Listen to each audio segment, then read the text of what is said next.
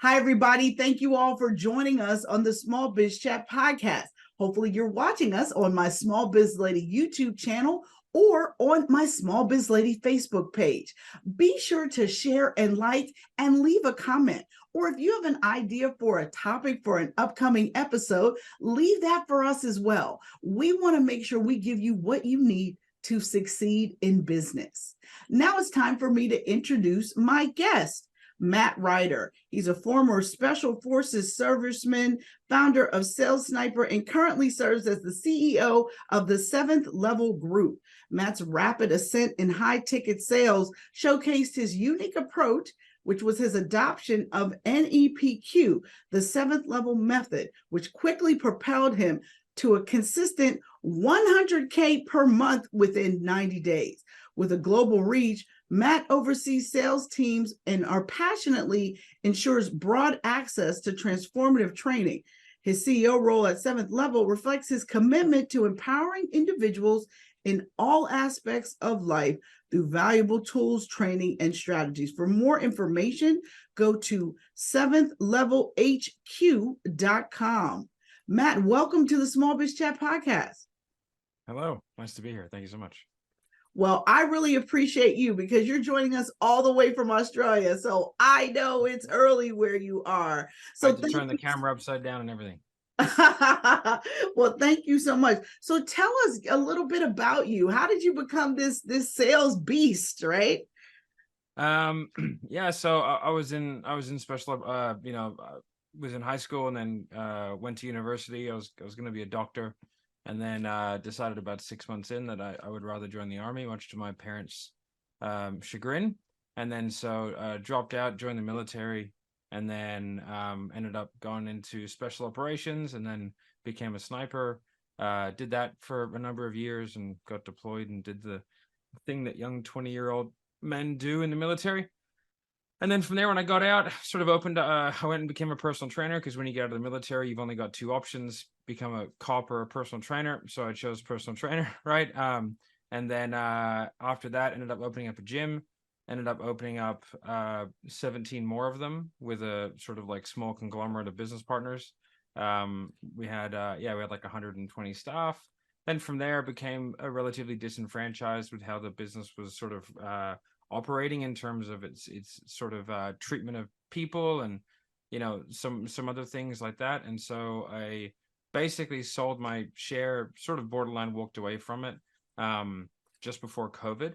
And what I was doing in that organization was I was really focusing on the opening of the new facilities and then doing all the sales and teaching the sales and kind of ensuring that the front end money kept coming in. So I was selling basically for about 10 years. I was selling probably 5 to 6 days a week for 7 to 8 hours a day. Just making sure that we had enough memberships to come through. And then from there, when I transitioned out of that, I started my own business because I didn't really have much. I'd invested everything in the business. We sort of sold, but sort of walked away. So we didn't get that much for it because I really wanted out. And so we didn't have much money. And my wife was pregnant with my second child. And so I was like, well, I guess I'll just do my own thing. And so ended up sort of cold calling gyms and going like, hey, I'm pretty good at fitness sales. And they were like, yep. And so I ended up doing fitness sales for people's, and then I ended up sort of calling a lot of gyms and getting a lot of clients doing that because it's a very unique skill set selling fitness over the phone. There's not many people that can actually do it. And so after a while, I ended up having an international slew of clients, and I was starting selling at 5 o'clock in the morning. And then I would sort of time zone hop across the world. So I would sell like US, and then I would sell Australia, and then I would sell back to US and then to UK in the evening. And then I would come back in the morning and go back to Australia. So from like 5 a.m., 6 a.m. to like 11 p.m. Wow. Hey, Sydney's an expensive place. So, nice things cost nice things money, right? So you got to do the things that you got to do. And then from there, ended up sort of the marketing companies who were doing the sales for the gyms got in touch with me, and they were like, hey, what are you doing? This is unique. And they sent me a lot of clients. And so I started building that side out. And then the marketing companies eventually came to me and asked me to do their sales for them. And by this time I had like a team of people, and I was sort of building everything out the way that I wanted to build things out and setting everything up from an ecosystem standpoint. Mhm. to where it was a relatively optimized machine and fairly profitable. And there weren't many leads that were getting wasted because I was used to spending my own money on leads, right? So, um, so then I started doing the sales for the marketing companies, and then like the business coaches, the marketing companies came to me like, what are you doing? And that's how I sort of got into like the more like higher ticket sort of consultancy type space where I was like selling those kind of services. When I was doing that, became quite successful. I was doing fairly well. And then I ran into a guy called Jeremy Miner who had a like sort of sales methodology called NEPQ. I paid him 80% of everything that I had to coach me. And then over the course of about 9 months, I sort of dove very deep and very obsessively into his methodology, became quite enamored with it because it was very different to what I was used to. It was very leaned out, very subtle, very strategic, but a phenomenal experience for the prospect. I saw my personal income go a lot higher, go sort of into the seven figures as like a commission only closer, and then started seeing my team do a lot better as well, and then eventually became his sales guy, then eventually became business partner and CEO, and we've been sort of doing the thing for a while now. And that's we have a couple of different sales snipers, so like that done for you side still goes. We do the sales for, we're generally under an NDA for some people that you definitely know. So we sort of run the sales for them, and we train, manage, develop the sales processes, architect the system, and then from there, like we provide our own reps, to actually do that for them, and it's like an external sales function. And one of the good things is that at 7th level, we have a tremendous capability of finding sales reps. We average about 4.5 to 5,000 new customers per month, in a wide range of services. So like we have a large ecosystem of salespeople. So Wow. that's basically it. That's it in a nutshell. That sounds really impressive. So tell me, what are the elements of a strong sales process? You build sales process for companies big and small. So what does everybody need to have? Yeah, it's funny. Like I've built sales processes for banks, for companies worth $12 billion, and we've done it for companies that do $50,000 a month in revenue, and sort of everything in between. And I think the key thing is that you have to understand the journey and the experience that the prospect's going to go through, and then it can't all be the same. I sort of go back, and I think one of the reasons why I had a unique ability to do this was because as a sniper, like, you have to understand every variable because they're relatively important. So if you're like the direction you're shooting, the elevation you're shooting, the temperature outside, the wind, the distance, etc. There are a lot of variables that would affect it. And so for me, every single time, no matter what I did, I always set up a tracking system to be able to minimize variables because I wanted to work on the things that were actually important. Whereas a lot of people, they don't track and they don't set up data in a way where it's actually effective. They just set it up to have a pretty dashboard, look at it, and then say, why don't I have enough money at the end of the month? But in reality, there are a lot of small nuances and small differences that setting up a sales process to accurately track and to have like a bespoke way process for someone to go through depending on where they came from. Like I'll give you an example. Like you wouldn't treat an inbound lead the same way that you would treat a referral, the same way that you would treat an email, the same way you would treat a website inquiry. Like they can all go into similar pathways, but it needs to be explored that there's a potential that they should be different. Some sales processes need to be intentionally extended to add friction points and potential drop off in order to figure out what's going right and wrong. Some can, and then from there you can be shortened, right? Ideal, everyone just, you pick up the phone or you meet person once and you get a bunch of money out of it.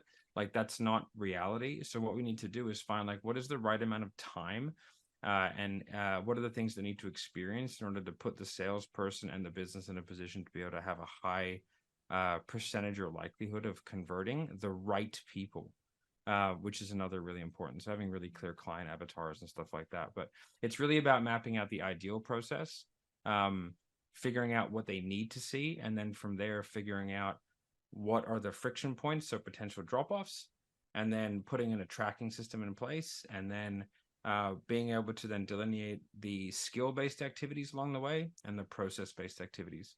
I can give you a quick example of that. So let's just say we're doing outbound dialing, and then the prospect picks up, and then we talk to them. So the outbound dial is obviously one thing. The pickup is another sort of like decision point. They can pick up or they can not pick up, right? There's plenty of things that you can do to increase pickup rate. A2P compliance, local area dialing, speed to lead, etc. There are a lot of things there that would affect the pickup rate. And then from there, if somebody picks up, there are three options. There's a voicemail, there's, hey, please go away and don't ever call me again, or call me later. And then there's a conversation, right? The first one, the actual pickup, is a process-based because there are things that you can do from a back-end standpoint that would make that more effective. It's not a skill, okay? But then the once someone's picked up, the conversation versus go away rate, that is a skill thing. And it's a skill that's specific to the opening line of the script.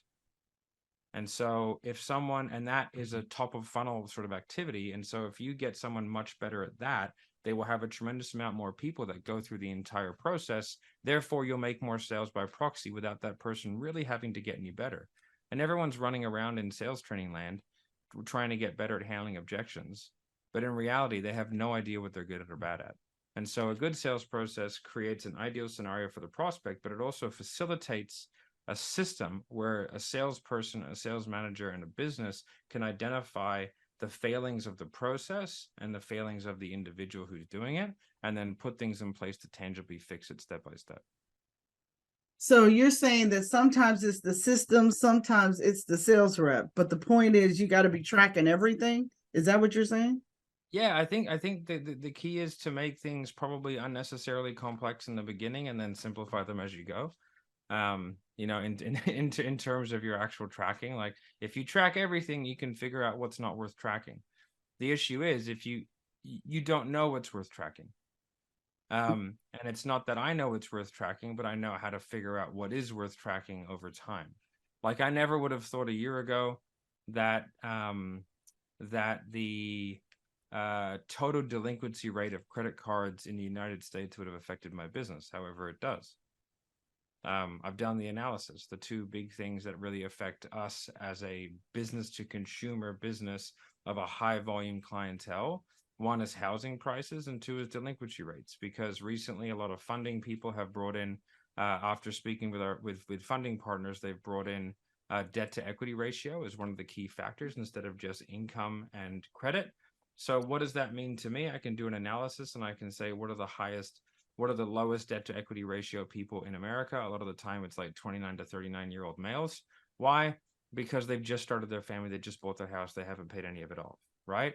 So in marketing, we can sort of start to use that to our advantage, and we can start to put them down different pathways and, you know what I mean, sort of segment people out based on demographics, because you get all that kind of stuff for marketing, and then show people different things. And then you can have a higher efficacy rate of your sales because you're showing them a more appropriate product for the economic time. And so like, I didn't know that a year ago, and so after doing the analysis, there's another one. I wouldn't have thought that a 2-pay would have a lower fulfillment rate than a 3-pay, but it does by a fairly significant margin in our business. So we don't offer 2-pays. There's all kinds of stuff, like you just don't know what you don't know. And so by tracking as much as you can, and the good thing is with things like ChatGPT these days, they have an automatic data analysis tool, and there's a few other things that you can do to, streamline a few things if you don't have a large team like I do. But I think that the more you can track and then sit down and spend the time and try and find some correlative patterns and think how a lazy man thinks, which is like, what's the least amount of things that I could possibly change to have a really positive impact and influence on what's going on. Well, what about developing your sales goals? How do you suggest people go about doing that? I think it depends on the business, but if I had to speak to like the sort of more like entrepreneur type person, I would say the way that I recommend doing it is, first of all, what do you want to take out of the business? That's a very important metric that people don't really talk about very much. How much money do you want to make? Let's just say it's like 500K or whatever it is, right? I want to take on 500K. All right, cool. What would the business need to make in order for me to do that, given my historicals, not like some pie in the sky number? right? And then from there, like that becomes my revenue projection for the year, right? And then I kind of work that back month by month, knowing the sort of growth curve, or if I'm not growing that year, if I am growing that year. And then from there, break that down line item by line item. For me, what I do is I break that down and I create the forecast and the budget based off that. And then the sales targets that they usually get are about 5% higher than that. Depending on the size that we're sort of doing, it can be anywhere from 2 to 5. Sometimes 5 is an awful lot of money, and it just sort of becomes a little bit untenable. But that's also the number they need to hit in order to get their bonuses. So yeah. So like and then that is a number that's deconflicted against like customer service to ensure that we can actually handle that volume of client. And then we break that down as to sales targets per product, and then that is what marketing uses in order to put together the like segmented marketing budget, and so that we can sort of market the right products and services. So let's talk about how to generate qualified lead, because there's a difference between a marketing qualified lead and a sales qualified lead. And how do you get from sort of like top of the funnel to a sales qualified lead? So I think the most important thing is understanding your client avatar for each product. So there's obviously like an overarching client avatar for the entire business, and then from there, like if you have multiple products, or if you have one product, it's really simple. But like we have very, very defined and distinct client avatars for each product, and that's based on survey data, focus groups that we've done with clients, et cetera, and then also like payment fulfillment rates and all that kind of good stuff. And then from there, we create marketing mechanisms to like disqualify. The reason why we do that, because I don't want to tell everyone to do that, is because we have a tremendously high lead volume. Last month we generated 35,000 leads, and so like we don't want 35,000 people, right? So like we have a disqualification form of marketing where we bring a lot of people in and then we push them out as we go. So, and then the sales qualified lead comes in like at a particular point. There's a handover where they can go down 2 options. One is that a person will call them to see if they're in the client avatar, and then if they are, they'll have a discussion with them and then send them off to a sales process. So they're like the sort of gray area people. Or they have an application form that they'll fill out where, depending on how they answer, they get sent different places. And so it's really all about defining a client avatar and then figuring out what the optimal amount of people is. And the reason why you would change that, like I think that on a principled stance is a good way to do it, but you don't want to disqualify people, a lot of people like we do, if you don't have an awful lot of leads. And if my lead flow dropped to say 10,000 leads, right, for this month, I would push a lot more people through and have the sales team do the sifting instead of having the marketing team. And the less opportunity that you have, the further you push the sifting towards the sales. The more opportunity you have, the further away from the sales you push the sifting, if that makes sense. Mm-hmm. Because you want to be full with the highest possible quality lead, but be full. So if there's one month where they're full of people who are a 2 out of 10, hey, at least you're full.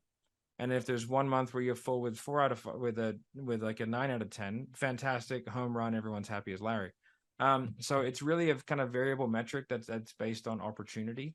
But it's really important that those client avatars are dialed in so that you can have a very, very clear distinction of who should be sold what, and then have that conversation each sort of month or each quarter based on opportunity and volume on how you're pushing those people through.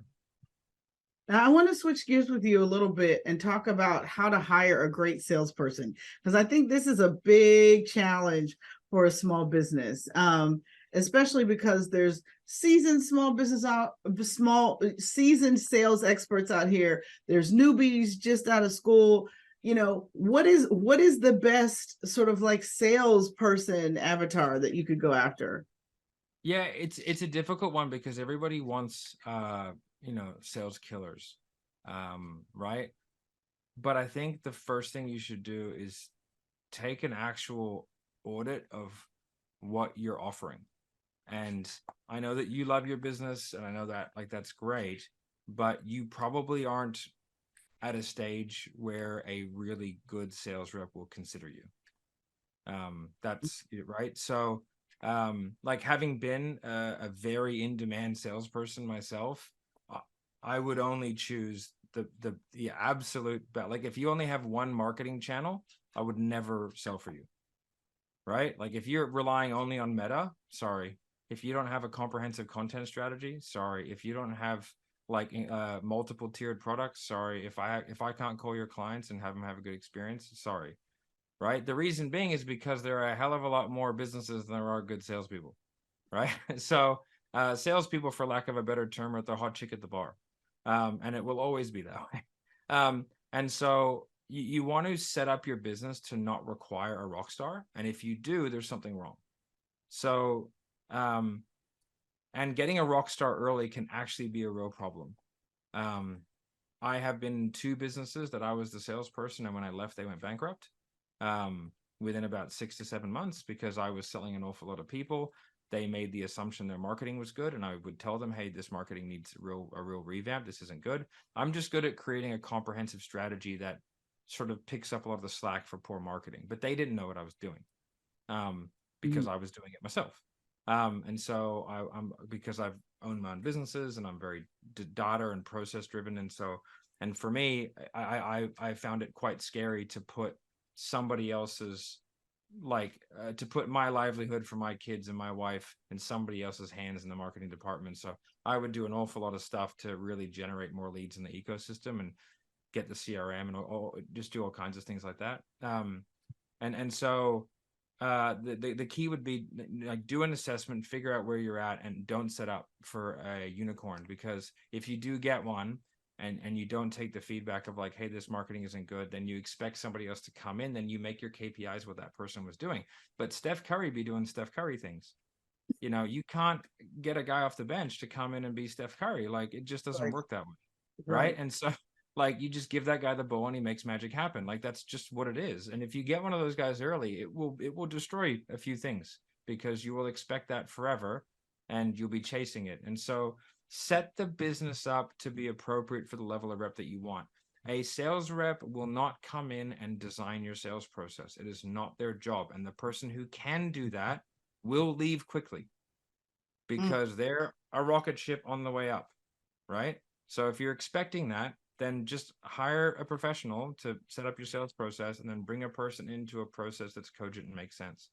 The second thing is like, figure out if you're going high reward, high risk, or low reward, low risk. Are you going base plus commissions? Or are you going commission only? There's obviously, there's obviously HR considerations to that in terms of like what it is they're doing and where they're doing it. But, most people who are really good are going to want a higher risk model because they back their skills.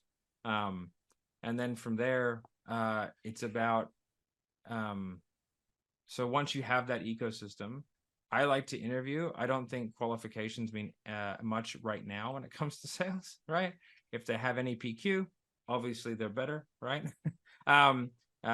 Which is what we sell. But I like to give a little bit of pushback and tell the person I think that they're not right for the job and see what happens.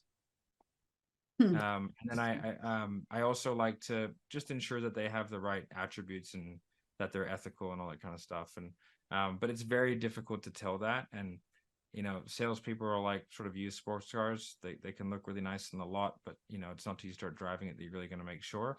So I tend to overhire, and then from there, like we cut back with salespeople, but definitely give them something that they need to object to. So I would say, hey man, like this has been a really good conversation. I'm just not 100% convinced that you're right that you're a right fit for the job, and then just see what happens. If they go, oh well, that's unfortunate, they're not a very good salesperson. If they actually sort of like go, oh well, help me understand that. And they actually go and try and like rebut and sort of handle your objection, then chances are it's worth giving them a shot.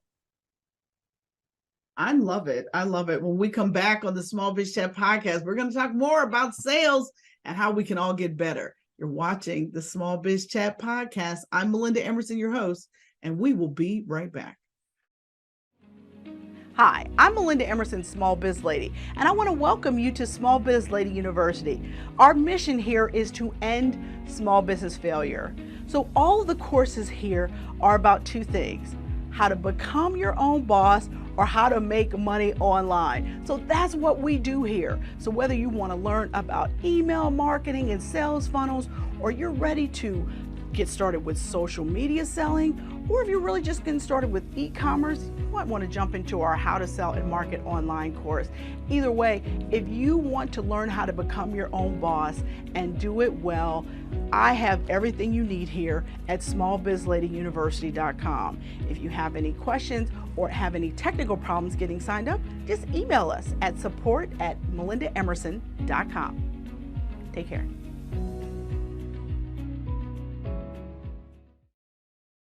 Welcome back to the Small Biz Chat podcast. I'm Melinda Emerson, your host, and we're talking with Matt Ryder about all things sales and how we can all get better. All right, Matt, talk to me about leads. Like, how many leads should a professional service business, for example, be bringing in every week? Probably the exact amount that the data says they need to hit their sales targets, I would say.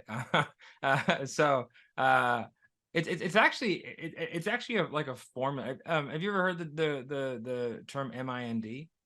It's most important numbers and drivers. Sort of usually goes along with KPIs and OKRs and all the other fantastic TLAs, which stands for three-letter acronym, obviously.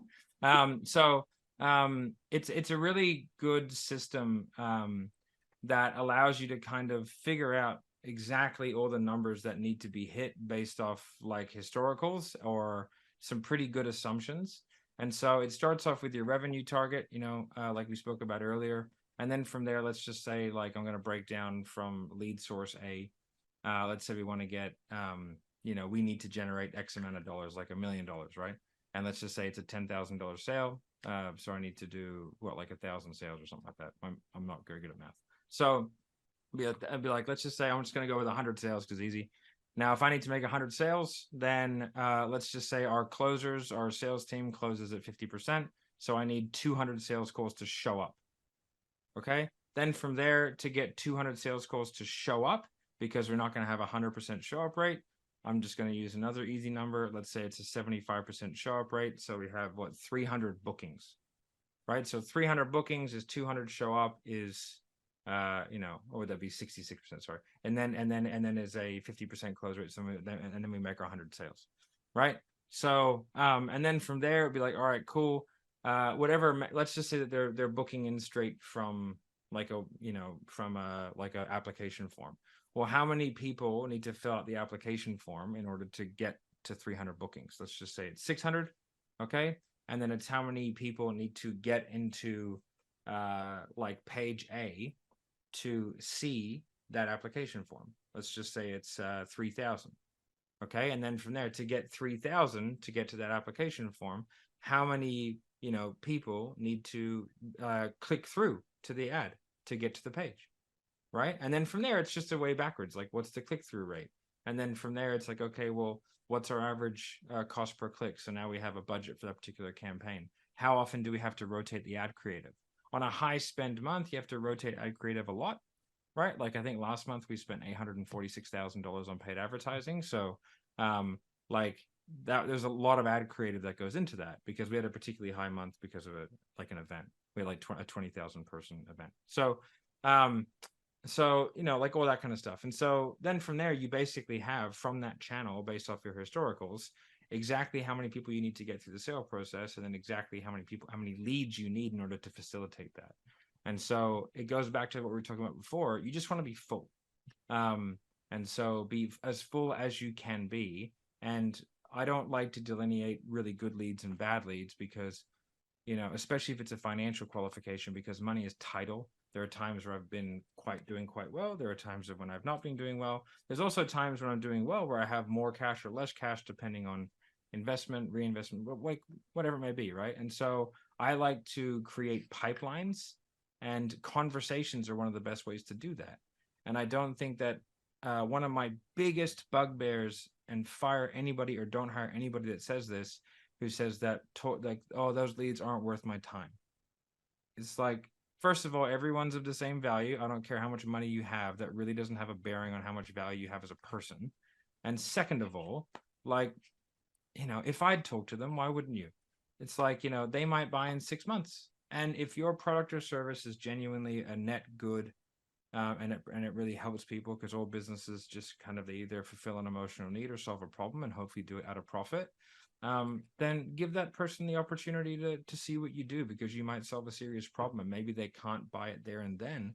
It doesn't mean that they can't buy it in 3, 6, or 12 months. And that's how successful businesses and salespeople create pipelines of lots of people who want to do business with them, because they are talking to people and they are out there. And, you know, the more people you talk to, the more likelihood you have of having people either think you're a moron or think you're good enough at your job to where they want to do business with you. All right, Matt, tell me the best business advice you've ever been given. Oof. So one of my mentors, or my main mentor, is a guy called Kim Manley, who was the CEO of Smirnoff.